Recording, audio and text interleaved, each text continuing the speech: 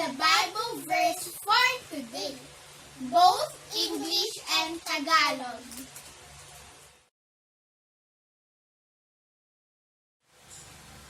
Awit 118:14. Ang Panginoon ay aking kalakasan at awit, at siya'y naging aking kaligtasan. Awit 118:14.